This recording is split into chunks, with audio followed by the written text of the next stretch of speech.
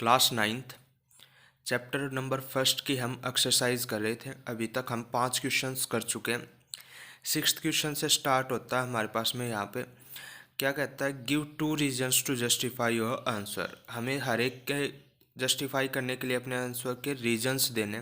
First है अपने पास में, water at room temperature is a liquid.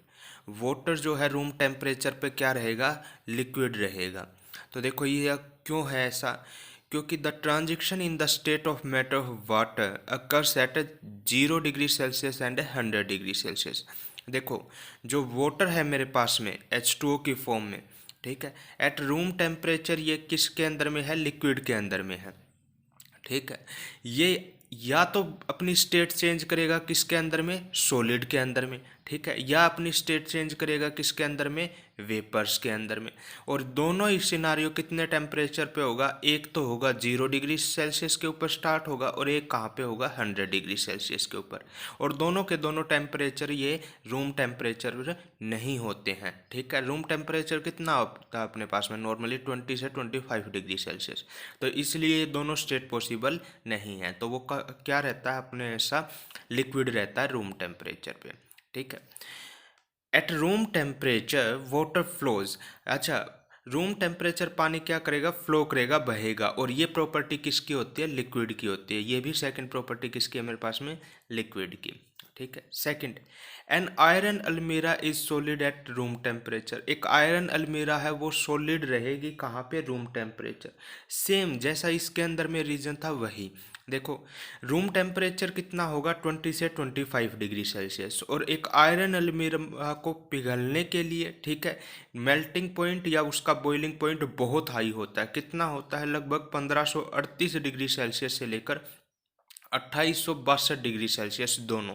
ठीक है, ये मेल्टिंग पॉइंट है और ये कितना है, बॉइलिंग पॉइंट है, जो कि बहुत हाई अमाउंट में क्या है, टेम्परेचर। इतना पॉसिबल होना मुश्किल है किसके ऊपर पे, रूम टेम्परेचर पे तो होगा ही नहीं हम। ठीक है, ये इसे किसी भट्टी वगैरह या हीटर वगैरह की मदद से ही क्या कर सकते हैं, पहुंचा सकते हैं। इसीलिए हमारे पास में रूम टेम्परेचर पे हमेशा कैसा रहेगा, सॉलिड रहेगा।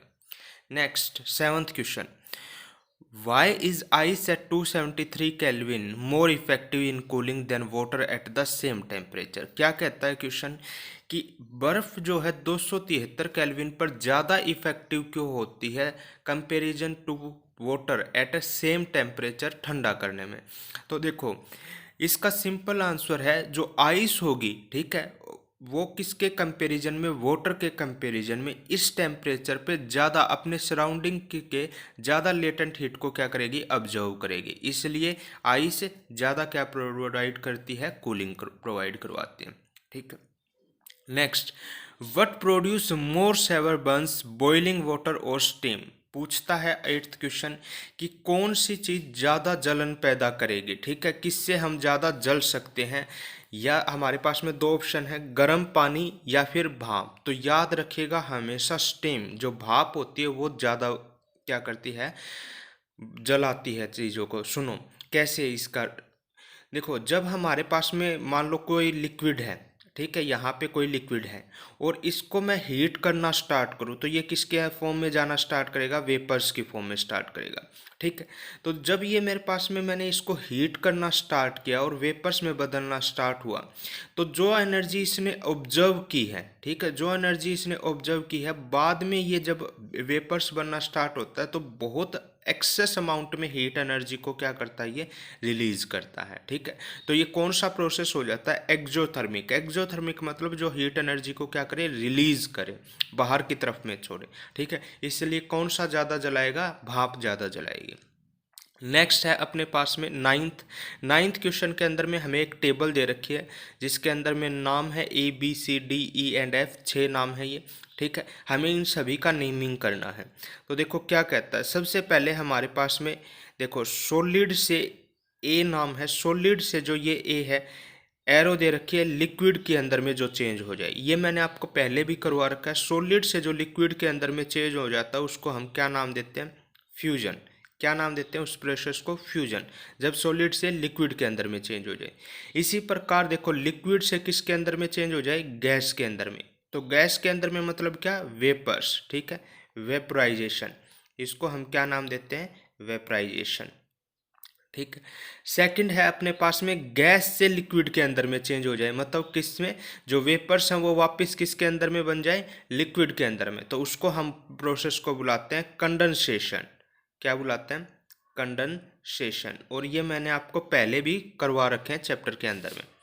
नेक्स्ट है लिक्विड से किसके अंदर में चेंज हो जाए? सॉलिड, तो इसको हम बुलाते हैं सॉलिडिफिकेशन। ठीक है, याद रखिएगा ये सारे के सारे पॉइंट आप लोग। और नेक्स्ट है ई पॉइंट। देखो सॉलिड जब किसके अंदर में? डायरेक्टली गैस के अंदर में चेंज हो जाए। यहाँ पे एक कंडीशन दे रखी है, जब हीट है वो बढ़ रही है और प्रेशर वो है क्या है? डिक्रीज हो रहा है। ये सिंबल डिक्रीज का है, डिक्रीज हो रहा है। तो इस प्रोसेस को हम बुलाते हैं सब्लिमेशन। क्या बुलाते हैं? सब्लिमेशन। जब मेरे पास में क्या चीज़? सॉलिड डायरेक्टली किसके अंदर में चेंज हो जाए? गैस के अंदर में, लिक्विड में ना हो, तो उसको बुलाते हैं हम सब्लिमेशन। इसका अपोजिट, जब गैस डायरेक्टली किसके अंदर में चेंज हो जाए? सॉलिड के अंदर में। ठीक है, और कंडीशन क्या है? हीट। क्या हीट? ऑब्वियस है, गैस किसके अंदर में जाना स्टार्ट होगी? सॉलिड के अंदर में, तो हीट डिक्रीज होगा और प्रेशर क्या होगा? इंक्रीज होगा यहाँ पे। तो इसको हम बुलाते हैं, नाम देते हैं इसको डिपोजिशन। ठीक है, क्या नाम देते हैं इसको? डिपोजिशन। तो ये आपकी एक्सरसाइज थी। चैप्टर नंबर 1 आज हमारा कंप्लीट हो चुका है। तो आप अच्छे से इसके नोट्स बनाओ और लर्न करो।